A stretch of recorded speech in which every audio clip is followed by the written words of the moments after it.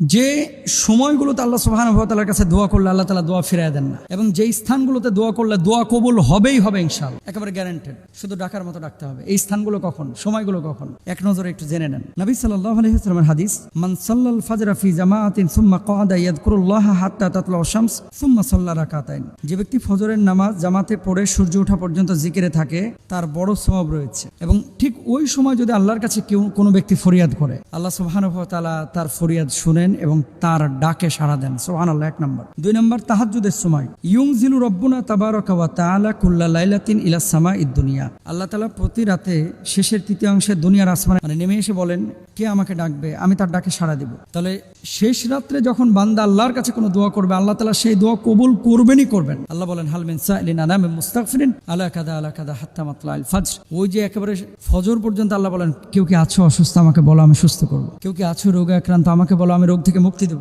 কেউ কি আছো যা রিস্কের সংকট আমার কাছে চাও, আমি আল্লাহ তাআলা রিস্কের সংকট তোমার দূরীভূত করে দেবো। সুবহানাল্লাহ। এরপরে তিন নম্বর, সিজদার অবস্থায় দোয়া। আকরাবু মা ইয়াকুনুল আবদু মির রাব্বিহি ওয়া হুয়া সাজিদুন ফাআকসিরুদ দুআ।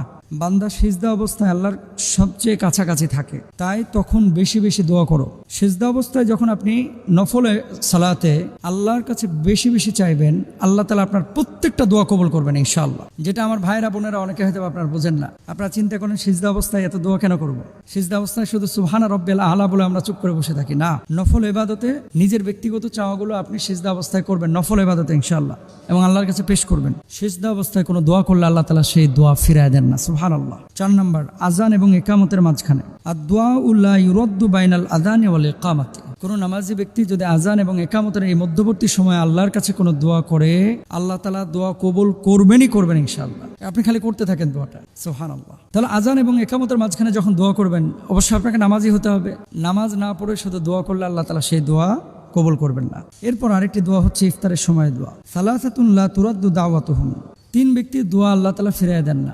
সন্তানের জন্য বাপমার দোয়া, তারপরে হচ্ছে মজলুমের দোয়া, আর তিন নম্বরে হচ্ছে রোজাদারের দোয়া ইফতার সামনে নিয়ে। এই তিন ব্যক্তি যেই দোয়াই করবে না কেন আল্লাহ তাআলা তার দোয়া কবুল করবেনই করবেন ইনশাআল্লাহ। তাহলে এই মানুষগুলোকে বেশি বেশি খাওয়ান, এই মানুষগুলোকে আপনারা বেশি বেশি সম্মান করেন, ইজ্জত করেন ইনশাআল্লাহ। আল্লাহ সুবহানাহু ওয়া তাআলা এই যে ব্যক্তিদের কথা বললাম, যেই নামগুলো বললাম এবং যেই স্থানের কথা বললাম, আরাফাতের ময়দানে এই যে হজ্জের সময় চলছে, মিনা, মুজদালিফা, আরাফায় যখন এই যে হজ্জের কার্যক্রম চলে, তাওয়াফরত অবস্থায় এই সময়গুলোতে আল্লাহ তাআলা দোয়া কবুল করেন। যখন তাওয়াফ করছে রব্বানা আতিনা ফিদ দুনিয়া হাসানা বলবে, আল্লাহ তাআলা সাথে সাথে দোয়া কবুল করবেন। হজরে আসওয়াদ এবং কাবার যে দরওয়াজা, রুকনে ইয়ামানি, এই জায়গাগুলোতে আল্লাহ সুবহানাহু ওয়া তাআলা দোয়া কবুল করে থাকেন।